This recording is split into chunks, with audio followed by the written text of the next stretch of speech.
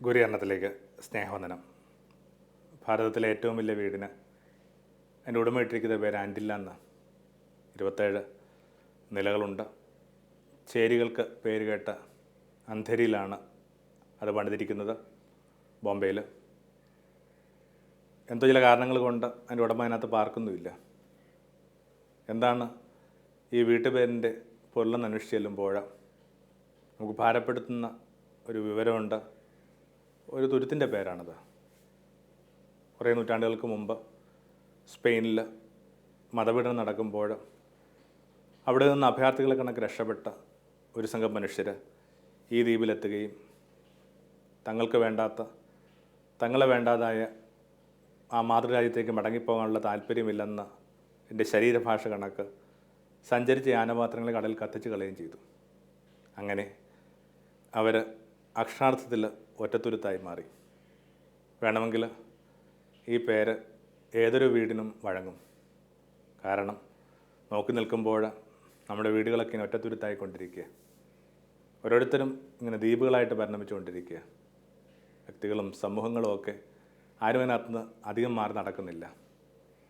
ലോകത്തിന് വേണ്ടി സ്വപ്നം കാണുക, ഭൂമിയെ ചേർത്ത് പിടിക്കുക, ഭൂമിക്ക് മീതെ പച്ചപ്പുണ്ടാകാൻ വേണ്ടി പ്രാർത്ഥിക്കുക, ഭൂമിയിലെ മനുഷ്യരുടെ ഈർപ്പം നിലനിർത്തുക തുടങ്ങിയ പദങ്ങളൊക്കെ കാലഹരണപ്പെട്ടിരിക്കുന്നു, ക്ലീശയായിരിക്കുന്നു. ആർക്കും അതിനോട് താല്പര്യമില്ല. പക്ഷേ ഇത്തരം സങ്കല്പങ്ങളില്ലാതെ വേദപുസ്തകത്തിനോ നിങ്ങൾ വിശ്വസിക്കുന്ന മതത്തിനോ ആത്മീയതയ്ക്ക് മുമ്പോട്ട് പോകുക തരമില്ല. അല്ല, വേദപുസ്തകം ഈ ഭൂമി എന്ന് പറയുന്ന സ്വപ്നത്തിലാണ് അധിഷ്ഠിതം, വിശേഷം പുതിയ നിയമം. അതുകൊണ്ടാണ് ആരംഭിക്കുന്നതിന് ഇങ്ങനെയാണ്: ദൈവം ലോകത്തെ അത്രമാത്രം സ്നേഹിച്ചു, അതുകൊണ്ട് തൻ്റെ ഏകജാതനെ നൽകി. ത്രാസിൻ്റെ ഒരു തട്ടിൽ ഭൂമിയെയും മറ്റേ തട്ടിൽ മകനെയും വെച്ചിട്ട് ഭൂമി എന്ന് പറഞ്ഞ തട്ട് താണു കിടക്കുമെന്ന് പറഞ്ഞ് ആ ത്രസ്റ്റിലാണ്, ആ എംഫസിസിലാണ് പുതിയ ആരംഭിക്കുന്നത്. പിന്നെ പറഞ്ഞതൊക്കെ ലോകത്തിന് വേണ്ടിയുള്ള വർത്തമാനങ്ങളാണ്. ഒരു ചെറിയ ദേശത്തിന് വേണ്ടിയോ ഒരു ചെറിയ കാലത്തിന് വേണ്ടിയോ ചെറിയൊരു കടലോര ഗ്രാമത്തിന് വേണ്ടിയോ ഒന്നും ഉള്ളതായിരുന്നില്ല. നിങ്ങൾ ലോകത്തിൻ്റെ പ്രകാശമാകുന്നു, നിങ്ങൾ ലോകത്തിൻ്റെ പൊളിമാവാകുന്നു. മലമുകൾ പണിത പട്ടണത്തെ ഒരാളുടെയും കാഴ്ചയെന്ന് മറക്കാനാവില്ല. നിങ്ങളുടെ വിളക്ക് കൊടുത്തി പറയുടെ മീതെ വെക്കുക തുടങ്ങിയതൊക്കെയുള്ള സൂചനകൾ ലോകവുമായി ബന്ധപ്പെട്ടായിരുന്നു. ഒടുവിൽ അത് തീരുന്നത് എങ്ങനെയാണ്? തീരുന്നത് ഭൂമിയുടെ അതിരുകളിലേക്ക് പോകാനായിട്ട് ആവശ്യപ്പെട്ടുകൊണ്ടാണ്. ഓർക്കണം, ഭൂമിയുടെ അതിരുകളാണ്, ആ ചെറിയ ദേശത്തിൻ്റെ അതിരുകളല്ല. 153 മത്സ്യം കുരുങ്ങിയ ഒരു വലയൊക്കെ ആയിട്ട് ഒരു സങ്കല്പവുമായിട്ടാണ് സുവിശേഷം അവസാനിക്കുന്ന പോലെ. 153 മത്സ്യങ്ങൾ കുരുങ്ങുക എന്നൊക്കെ പറയുന്നത് ആ ലോകവുമായി ബന്ധപ്പെട്ടൊരു ഭാവന. കടലിൽ 153 തരം സ്പീഷീസ് ഉണ്ടായിരുന്നുള്ളതൊക്കെ ഒരു സങ്കല്പം. അങ്ങനെയെങ്കിൽ മുഴുവൻ ലോകത്തിൻ്റെയും പ്രതീകമായിരുന്നു ആ വല. അങ്ങനെ ലോകമെന്ന് പറയുന്ന ഒരു സ്വപ്നത്തിലാണ് സുവിശേഷത്തിൻ്റെ ഭ്രമണം. അതുകൊണ്ട് തന്നെ ഏതെങ്കിലും ഒരു തരത്തിൽ സുവിശേഷവുമായി ബന്ധപ്പെട്ട് ജീവിക്കാൻ ആഗ്രഹിക്കുന്നവർക്ക് ലോകത്തിന് വേണ്ടി കിനാക്കൾ കണ്ടേ പറ്റും. അത്തരം കിനാക്കളിൽ നിന്നാണ് സന്യാസം എന്ന് പറയുന്ന ഭംഗിയുള്ള ഒരു ജീവിതക്രമം ആരംഭിച്ചത്. എൻ്റെ പൊടിപ്പ് അതിനകത്തു നിന്നാണ്, എൻ്റെ മൂലധനം അതാ. ഒരു പക്ഷേ ഇത് ഏറ്റവും കൂടുതൽ മനസ്സിലാവുന്നത് ആ ഭാരതീയർക്കായിരിക്കും. കാരണം എത്രയോ സഹസ്രാബ്ദങ്ങൾക്ക് മുമ്പ് തന്നെ, എത്രയോ കാലം പഴക്കമുള്ള ഒരു വിചാരമായിരുന്നു ഈ ദേശ സന്യാസം. വീടും വിട്ട് ദേശം വിട്ടൊക്കെ മനുഷ്യർ വനങ്ങളുടെ ഉൾവനങ്ങളിലേക്ക് പോവുകയും അവിടെ വളരെ പരിമിതമായ വിഭവങ്ങളിൽ ജീവിക്കുകയും ഒക്കെ ചെയ്യുമ്പോൾ പലരും വിചാരിച്ചു അവരിങ്ങനെ ലോകത്തെ ഉപേക്ഷിച്ച് പോയതാണെന്ന്. എന്നിട്ടോ അവരാകാശങ്ങളിലേക്ക് നോക്കി ഉരുവിടുന്ന ആ പ്രാർത്ഥനാ മന്ത്രം എന്തായിരുന്നു? ലോക സമസ്ത സുഖിനോ ഭവന്തു, സമസ്ത ലോകത്തിന് മംഗളം വരട്ടെ. അതിൽ കുറഞ്ഞ സങ്കല്പങ്ങളൊന്നുമില്ല, അതിൽ കുറഞ്ഞ പ്രാർത്ഥനകളൊന്നുമില്ല. അന്തിൽ ഉറങ്ങുന്നതിനേക്കാൾ മുമ്പേ ഈ ചെറിയ മനുഷ്യർ, ഈ കുറിയ മനുഷ്യരിങ്ങനെ ഭൂമിയുടെ അതിരുകളിലേക്ക് തിരിഞ്ഞിട്ട്, ഭൂമിക്ക് 8 അതിരുകളുണ്ടെന്നൊക്കെയാണ് സങ്കല്പം, അഷ്ടദിക്കെന്നുള്ളതാണ് സങ്കല്പം. ആ അഷ്ടദിക്കുകളിലേക്കും തിരിഞ്ഞിട്ട് നല്ലത് ഭവിക്കട്ടെ നല്ലത് ഭവിക്കട്ടെ എന്ന് പറഞ്ഞ് പ്രാർത്ഥിച്ചിട്ടാണ് കിടന്നുറങ്ങുക. അതായിരുന്നു അവർ ഒരു ദിവസത്തെ അവസാനത്തെ കർമ്മം. അത്രയും ലോകത്തിന് വേണ്ടി ജീവിച്ചത് കൊണ്ട്, ലോകത്തെ സ്വപ്നം കണ്ടതുകൊണ്ട് അവർ സന്യാസത്തിലേക്ക് തിരിഞ്ഞെന്ന് പറയുമ്പോൾ നമുക്കത് ഭംഗിയായിട്ട് മനസ്സിലാവും.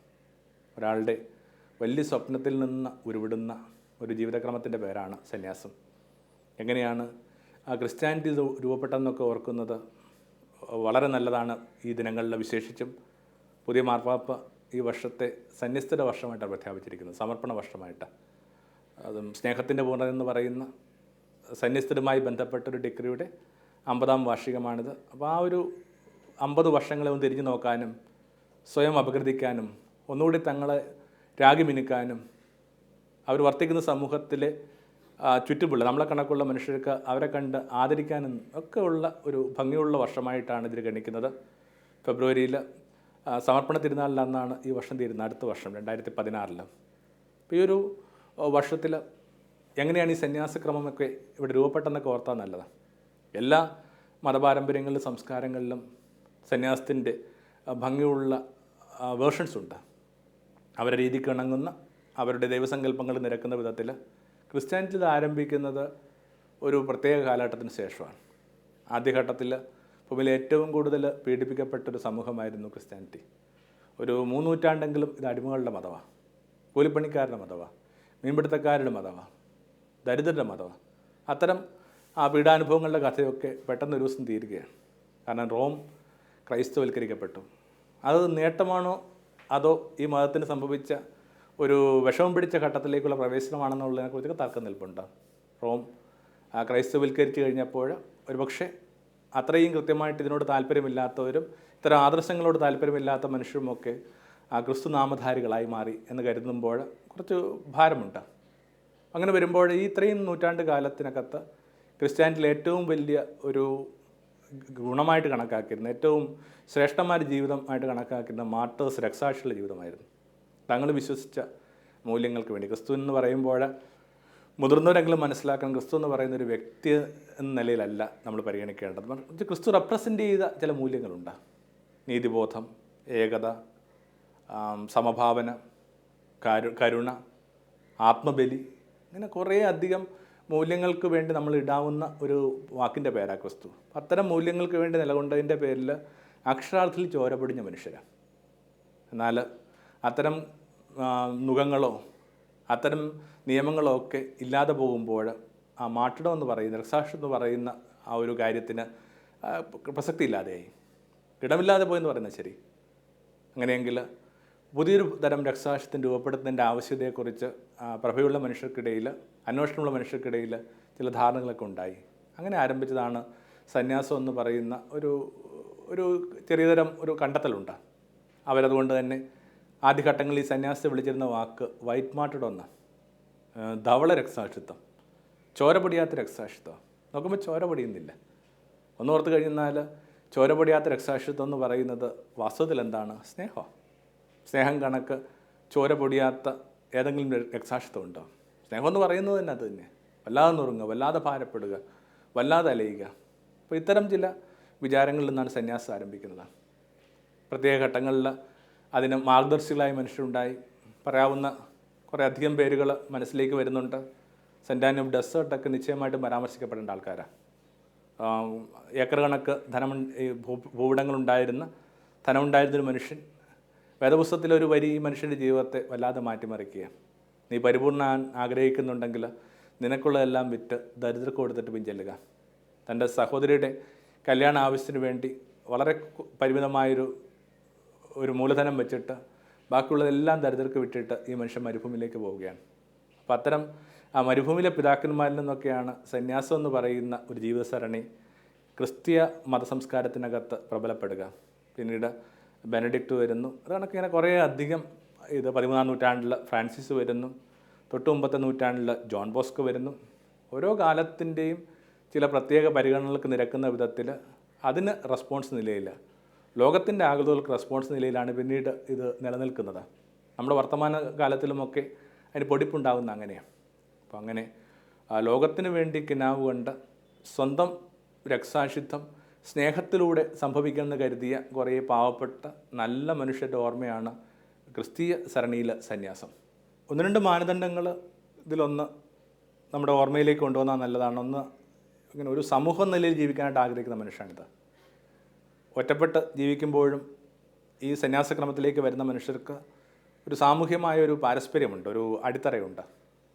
ആ സമൂഹജീവിതം എന്ന് പറയുന്നതാണ് ഇതിൻ്റെ ഒരു വളരെ പ്രധാനപ്പെട്ട ഒരു മാനദണ്ഡം. പുതിയ ബന്ധങ്ങളുണ്ടാകുന്നതിൻ്റെ അടയാളം. പലപ്പോഴും പലരും വിചാരിക്കുന്നു സന്യാസത്തിലേക്ക് തിരിയുന്നൊരു വ്യക്തി തൻ്റെ വീട് ഉപേക്ഷിക്കാമെന്ന്. പക്ഷെ ആർക്ക് ആരുടെ വീട് ഉപേക്ഷിക്കാനാവും? ആമ തൻ്റെ വീട് അതിനോടൊപ്പം കൊണ്ടുപോകുന്ന കുട്ടികൾ പറയുന്ന കടങ്കഥ കണക്ക്. കാരണം ആമയുടെ വീടെന്ന് പറഞ്ഞാൽ അതിൻ്റെ മുതുകിലാണ്. അത് കണക്ക് മനുഷ്യർ ഏത് ദേശത്ത് പോയാലും എവിടെ അലഞ്ഞാലും തങ്ങളുടെ പ്രിയപ്പെട്ട അനുഭവങ്ങളിലൊന്നായ വീടിനെ കൂടെ കൊണ്ടുപോകുന്നത്. കാരണം വീടെന്ന് പറയുന്നത് തന്നെ ഒരു ഭൗതിക സാഹചര്യമല്ല, ഒരാൾ കൊണ്ടു നടക്കുന്ന ആന്തരികമായ ഒരു ഓർമ്മയുടെ പേരാണ് വീട്.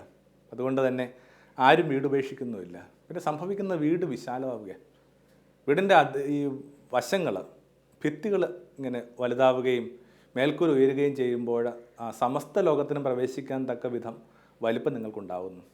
അതിനിടയിൽ പുതിയ ബന്ധങ്ങളുണ്ടാവുന്നു. കർമ്മബന്ധങ്ങളാണ് ലോകത്തെ ഏറ്റവും ഭംഗിയുള്ള ബന്ധം. രക്തബന്ധങ്ങളെക്കാൾ ഒരുപക്ഷെ ശ്രേഷ്ഠമാണെന്ന് ഞാൻ പറയും. കാരണം രക്തബന്ധങ്ങൾ നിശ്ചയിക്കുന്നത് നിങ്ങളല്ല. എന്തും നമ്മുടെ നിശ്ചയത്തിൻ്റെ കൂടി ഒരു പിൻബലം ഉണ്ടാകുമ്പോൾ ഓരോന്നിനും ഭംഗി ലഭിക്കുന്നുണ്ട്. നിങ്ങൾ ഇന്നയാളുടെ മകനായിട്ട് പിറക്കണമെന്നോ ഇന്നയാൾ നിങ്ങളുടെ പെങ്ങളാവണമെന്നൊക്കെ ഉള്ളത് നിങ്ങളുടെ നിശ്ചയത്തിൻ്റെ ഭാഗമല്ല. എന്നാൽ നമ്മൾ ഈ വിശേഷിപ്പിക്കുന്ന ഈ കർമ്മബന്ധത്തിനകത്ത് കൃത്യമായിട്ട് നമ്മുടെ നിശ്ചയമുണ്ട്. ആ കർമ്മബന്ധത്തിൻ്റെ ഒക്കെ ഭംഗിയുള്ള അധ്യായം ആരംഭിക്കുന്ന കുരിശിൻ ചവിട്ടിൽ നിന്നുണ്ട്. 2 അപരിചിതരായ മനുഷ്യർ, ഒന്ന് അങ്ങനെ വേണമെങ്കിൽ വിശേഷിപ്പിക്കാവുന്ന 2 മനുഷ്യർ, ഒന്ന് മേരിയും മറ്റൊന്ന് യോഹന്നാനുമാണ്. യേശു പറഞ്ഞു, അമ്മ ഇതിൻ്റെ മകൻ. മകനോട് പറഞ്ഞു, മകനെ ഇതിൻ്റെ അമ്മ. അങ്ങനെ പുതിയ ബന്ധം ഉണ്ടാവുക, ഉള്ളിൽ ഉദരത്തിൽ വഹിക്കാതെ പുത്രനാവുക, മുലയൂട്ടാത്ത സ്ത്രീ അമ്മയാവുക എന്നൊക്കെ പറയുന്നതിന് പുതിയ ഭംഗിയുള്ളൊരു ഇതുണ്ടാവുക, വേർഷൻ ഉണ്ടാവുക. അപ്പോൾ ഇത്തരം ഒരു ബന്ധമാണ്, അദൃശ്യ ബന്ധമാണ് ഈ സന്യാസ ജീവിതത്തിൻ്റെ ഏറ്റവും ഭംഗിയുള്ളൊരു കാതൽ. അതുകൊണ്ട് തന്നെ ആ ബന്ധം തങ്ങൾ ധരിക്കുന്ന വസ്ത്രം ധരിക്കുന്ന മനുഷ്യരോട് മാത്രമല്ല, ഓരോരുത്തർക്കും ഓരോ തരത്തിലുള്ള ഡ്രസ് കോഡുകളൊക്കെ ഉണ്ട്. കാപ്പിച്ചിൽസ് നിലയിൽ ഞങ്ങൾ ഈ തവിട്ട് വസ്ത്രം ധരിക്കുന്നുണ്ട്. റൊസേറിയൻസ് ഒരുപക്ഷെ കുറച്ചുകൂടി പർപ്പിൾ ലൈക്ക് വസ്ത്രങ്ങൾ ധരിക്കുന്നതായിട്ട് കണ്ടിട്ടുണ്ട്. എന്തുമാത്രം തരം വ്യത്യാസമുള്ള വേഷങ്ങളാണ്. പക്ഷെ അതിനേക്കാളൊക്കെ ഉപരിയായിട്ട് ഈ പറയുന്ന ആ ചെറിയ സമൂഹങ്ങളിൽ നിന്ന് ഭൂമിയുമായി ബന്ധപ്പെട്ട അവർക്ക് വലിയൊരു പ്രതലം ഉണ്ടാകുന്നുണ്ട്.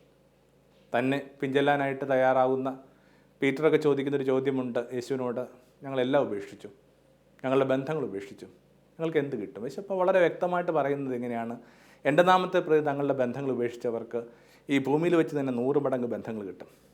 ഒരു 10-25 വർഷം ഈ ഒരു തവിട്ട് വസ്ത്രം അണിഞ്ഞ ഒരാളെന്ന നിലയിൽ എനിക്ക് പറയാനുള്ള സാക്ഷ്യം ഇതാണ്. വീടിനകത്ത് ഞങ്ങൾ 5 പേരായിരുന്നു. പക്ഷെ എന്തുമാത്രം സഹോദരന്മാരാണ് എനിക്കിപ്പോൾ, എന്തുമാത്രം പെങ്ങന്മാരാണ്. സ്വന്തം മക്കളെ മകനെ കണക്കൊക്കെ നമ്മൾ ഗണിക്കുന്ന എന്തുമാത്രം അയോധ്യരായ പുരുഷന്മാരും സ്ത്രീകളും ഉണ്ട്. അപ്പോൾ വലിയ ബന്ധങ്ങളുടെ ആഘോഷമായിട്ടാണ് ഈ സന്യാസം മനസ്സിലാകുന്നത്. അതുകൊണ്ട് തന്നെ ഒരു സന്യാസ ജീവിതത്തിനകത്തുണ്ടാകുന്ന ഏറ്റവും വലിയ അപരാധം എന്ന് പറയുന്നത് ഈ ബന്ധങ്ങളിൽ സംഭവിക്കുന്ന പാളിച്ച. ചെറിയ ചെറിയ സന്യാസ ഗൃഹങ്ങളിലുണ്ടാകുന്ന അസ്വസ്ഥതകൾ, ഭംഗിയില്ലാത്ത ചില ജീവിതക്രമങ്ങളൊക്കെ നമ്മൾ അലട്ടുന്ന ഇതാണ്. കാരണം വിശാലമായൊരു ലോകത്തിലേക്ക് കൂട്ടിക്കൊണ്ടുപോകാനായിട്ട് അവിടെ നിന്ന് ആഗ്രഹിച്ചിട്ട് മനുഷ്യരിങ്ങനെ ചെറിയ ചെറിയ കാര്യങ്ങൾക്കകത്ത് ചെറിയ ചെറിയ വൈകാരികമായ പ്രതിസന്ധികളിലൊക്കെ പെട്ടിങ്ങനെ കുരുങ്ങി നിൽക്കുന്നത് ഭംഗിയുള്ള കാര്യമല്ല. പിന്നെ നിശ്ചയമായിട്ടും ആ ഒരു 3 വ്രതങ്ങൾ എന്ന് പറയുന്നതിൻ്റെ മറ്റൊരു അടിസ്ഥാന മാനദണ്ഡമാണ് ദാരിദ്ര്യം, അനുസരണം, ബ്രഹ്മചര്യം. പറഞ്ഞ് കേട്ട് ഇതൊരു പഴകിയ മൂല്യമായിട്ട് അനുഭവപ്പെടാം. പക്ഷേ ഏതൊരു കാലത്തും പ്രസക്തമായ ഒരു ബദൽ ജീവിതശൈലിയുടെ പേരാണ് ഈ പറഞ്ഞ 3 കാര്യങ്ങൾ. കാരണം നടപ്പ് രീതികൾക്ക് നിരക്കുന്ന രീതിയിലല്ല ഈ വ്രതങ്ങളെ നമ്മൾ മനസ്സിലാക്കേണ്ടതും അതിനെ ക്രമീകരിച്ചിരിക്കുന്നതും. ഇത്തിരി ഒരു ബോധപൂർവമുള്ള പോഴത്തരമുണ്ട് ഈ വ്രതങ്ങൾക്ക് പിന്നില്ല. ഞാൻ ചിലപ്പോൾ ഇങ്ങനെ ആലോചിക്കാറുണ്ട്, ഇങ്ങനെ പുഴയിൽ നീന്തൽ പഠിച്ചിരുന്ന സമയത്ത് ഏറ്റവും നല്ല മാർഗം എന്ന് പറയുന്നത് ഇങ്ങനെ പുഴയോടൊപ്പം നീന്തുക എന്നുള്ള. കുട്ടികളുടെ നിലയിൽ നമ്മളതൊക്കെ ശ്രമിച്ച് നോക്കിയിട്ടുള്ളതാണ്. അപ്പോൾ അതൊക്കെ ആ പുഴയുടെ ഒഴുക്കിന് പറ്റുന്ന നിരക്കിൽ ഇങ്ങനെ വെറുതെ കൈ ഇങ്ങനെ അടിച്ചു കഴിഞ്ഞാൽ നീന്തൽ പഠിക്കാൻ പറ്റും. പക്ഷെ അപൂർവം ചിലരെങ്കിലും ഈ ഒഴുക്കിനെതിരായിട്ട് നീന്തുന്നു. സ്വാഭാവികമായിട്ട് അവരെ കളിക്കൂട്ടുകാരാൽ അവരെപ്പോഴും പരിഹസിക്കപ്പെടുന്നുണ്ട്. അവരെല്ലാവരും പറയുന്നൊരു കാര്യമുണ്ട്, പുഴ ഒഴുക്കിനോടൊപ്പം നീന്തുക. പക്ഷേ ഇത് പഠിപ്പിച്ചുകൊണ്ടിരിക്കുന്ന വല്യപ്പച്ചനെങ്കിലും പ്രാർത്ഥിക്കുന്നുണ്ട്, ദൈവമേ അതിബുദ്ധിമാന്മാരുടെ ഈ ഭൂമിയിൽ ചില പോഴം കുഞ്ഞുങ്ങൾ ഉണ്ടാവണമേ, ആമേൻ. അത്തരം ഒരു തരം പോഴത്തരതുണ്ട്. സമൂഹം ഇന്ന് വളരെ ഗൗരവമായിട്ട് കണക്കാക്കുന്ന ഒരു 3 കാര്യങ്ങൾ. 1 അധികാരം, 2 ധനം, പിന്നെ വലിയൊരളവിൽ മാറിയോ തിരിഞ്ഞോ ഒക്കെ എന്ത് ചെയ്യുന്നുണ്ട് ശരീരം, സെക്സ് എന്നൊക്കെ പറയുന്ന ചില മാനദണ്ഡങ്ങൾ. ഇതിനെ ഏതെങ്കിലും തരത്തിൽ ഒന്നുകൂടി ഭംഗിയായിട്ട് കാണാൻ ശ്രമിക്കുക, ബോധപൂർവ്വം അതിനകത്ത് മാറി നടക്കുക എന്നുള്ളതിനെയൊക്കെ വിശേഷിപ്പിക്കേണ്ട ഏറ്റവും ഭംഗിയായ വാക്ക് ഓൾട്ടർനേറ്റീവ് കൾച്ചർ എന്ന്. എനിക്ക് അങ്ങനെയാണ് സന്യാസത്തെ ഇപ്പോൾ മനസ്സിലാവുന്നതും അങ്ങനെ സന്യാസം അടയാളപ്പെടണമെന്നാണ് ഞാൻ ആഗ്രഹിക്കുകയും ചെയ്യുക. ഒരു ബദൽ സംസ്കാരം. കാരണം മനുഷ്യൻ രൂപപ്പെടുത്തിയിരിക്കുന്ന ഒരു കാളക്കുട്ടിയുണ്ട്. നമ്മുടെ കാലത്ത് മനുഷ്യൻ രൂപപ്പെടുത്തിയ കാളക്കുട്ടിക്ക് നേരത്തെ പറഞ്ഞ കണക്ക് ഈ 3 പേരാവും. ഒന്നെങ്കിൽ പവർ, വെൽത്ത്, സെക്സ്. അതിന് ചുറ്റും ഇങ്ങനെ വല്ലാതെ മനുഷ്യൻ കുരുങ്ങി പോകുന്നുണ്ട്. അതിന് ചുറ്റുമാണ് സകലമാന പൂജയും അർപ്പിക്കപ്പെട്ടുകൊണ്ടിരിക്കുന്നത്. അതിനിടയിൽ വേറെ ചില കാര്യങ്ങൾ കൂടി ലോകത്ത് ഇടമുണ്ടെന്നും വലിയ ഭൂമിക്ക് വേണ്ടി സ്വപ്നം കാണേണ്ടവർ ബോധപൂർവം മാറി നിൽക്കേണ്ട ചില ഘടകങ്ങൾ അതിനകത്തുണ്ടെന്നും ഒക്കെ ഒരു സൗമ്യമായ ഓർമ്മപ്പെടുത്തലെന്ന നിലയിലെങ്കിലും സന്യാസത്തിന് ഒരുപക്ഷെ യേശുവിൻ്റെ 2ാം വരവോളം പ്രസക്തി ഉണ്ടാകും. അതിനകത്ത് പാളിച്ചകൾ സംഭവിക്കുന്നില്ലെന്ന് ഞാൻ പറയുന്നില്ല.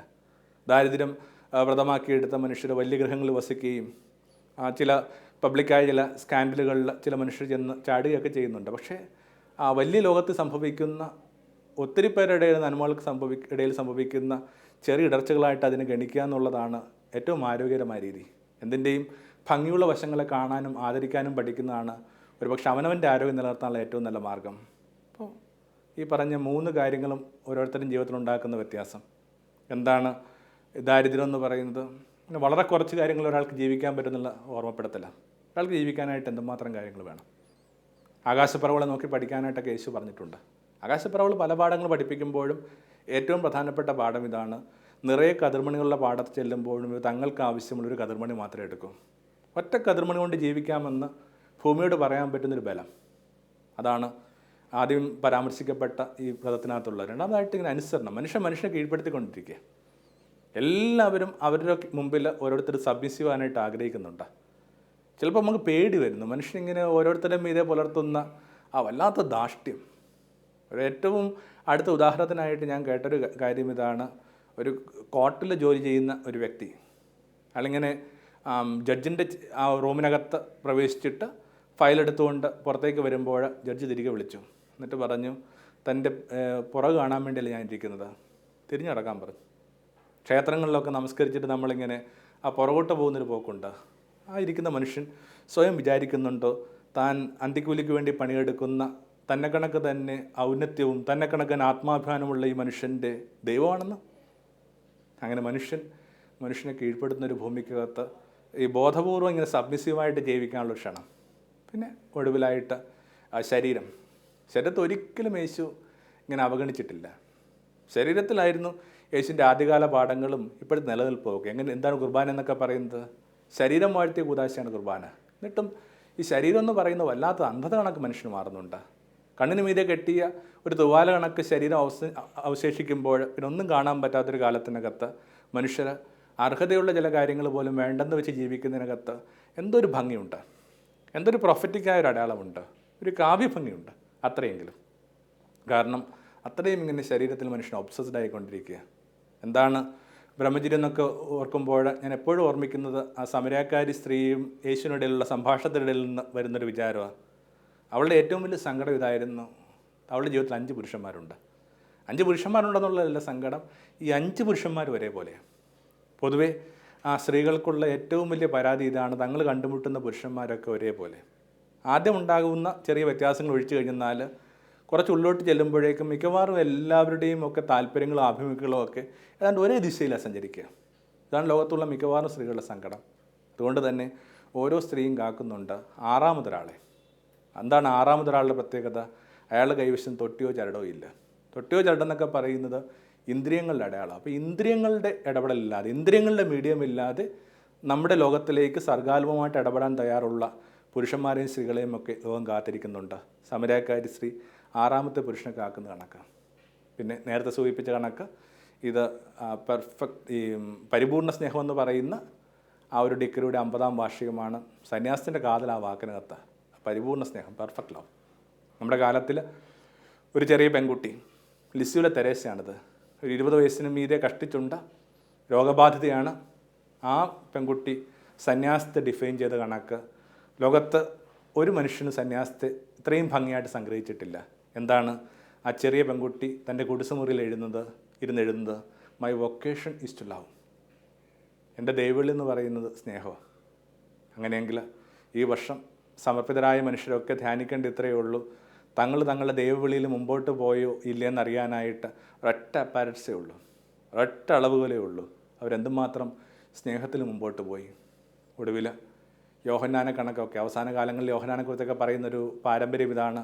യോഹന്നാൻ ദൈവം എന്നുള്ള വാക്ക് ഉപയോഗിക്കില്ലായിരുന്നു, സഭ എന്നുള്ള വാക്ക് ഉപയോഗിക്കില്ലായിരുന്നു, യേശു എന്നുള്ള വാക്ക് ഉപയോഗിക്കത്തില്ലായിരുന്നു. അയാൾ ഉപയോഗിച്ചിരുന്ന ഏകപദം സ്നേഹമായിരുന്നു. എല്ലാ പദങ്ങളും മാഞ്ഞു പോകും, മറഞ്ഞു പോകണം. ഒരു അൽഷിമേഴ്സൊക്കെ വരുമ്പോൾ ചില പദങ്ങൾ ചില നിലനിർത്തുന്നതായിട്ട് കണ്ടിട്ടുണ്ട്. ആ പദമാണ് അവരെല്ലാത്തിനും ഉപയോഗിക്കുക. ചിലപ്പോൾ അത്തരം ചില കാര്യങ്ങളൊക്കെ ഓരോരുത്തരുടെയും വാർദ്ധക്യങ്ങളിൽ അവരെ കാത്തിരിപ്പുണ്ടെങ്കിൽ ദൈവം നമുക്കൊരു ചോയ്സ് തരിക. എൻ്റെ സമർപ്പിതരെ സ്നേഹപൂർവ്വം ചലഞ്ച് ചെയ്യുക. ദൈവം നമുക്കൊരു ചോയ്സ് തരിക. എന്നിട്ട് പറയുകയാണ്, കുത്തഴിഞ്ഞ പദങ്ങൾ കണക്ക് നിറയെ വാക്കുകൾ ചിതറിക്കിടക്കുന്ന, കുത്തഴിഞ്ഞ നിഘണ്ടു കണക്ക് നിറയെ പദങ്ങൾ ചിതറിക്കിടക്കുന്ന ഈ വലിയ ഭൂമിയിൽ നീ ഒരേ ഒരു വാക്ക് തിരഞ്ഞെടുക്കുക. അപ്പോൾ പാത്മസ് ദ്വീപിലെ യോഹന്നാനെ കണക്ക് ഞാൻ വിവേകിയാകും. ഞാൻ പറയും, ഒരൊറ്റ വാക്ക് മതി, സ്നേഹം. അപ്പോഴാണ് 50 വർഷം പഴക്കമുള്ള ചാക്രികലകത്തിൻ്റെ അർത്ഥം ഓരോരുത്തരുടെയും ജീവിതത്തിൽ മാംസം ധരിക്കുക. സ്നേഹത്തിൻ്റെ പൂർണ്ണത, സന്യാസത്തിൻ്റെ ഏറ്റവും വലിയ സ്വപ്നം അതാണ്. അതിൽ ചെറിയ സ്വപ്നങ്ങളിൽ പെട്ടുപോകുന്നതുകൊണ്ടായിരിക്കണം നമ്മൾ ജീവിച്ചുകൊണ്ടിരിക്കുന്ന സന്യാസ ജീവിതത്തിന് ഇത്രയും സാന്ദ്രത കുറവ്, ലോ ഡെൻസിറ്റി. ഒരു വട്ടം കൂടി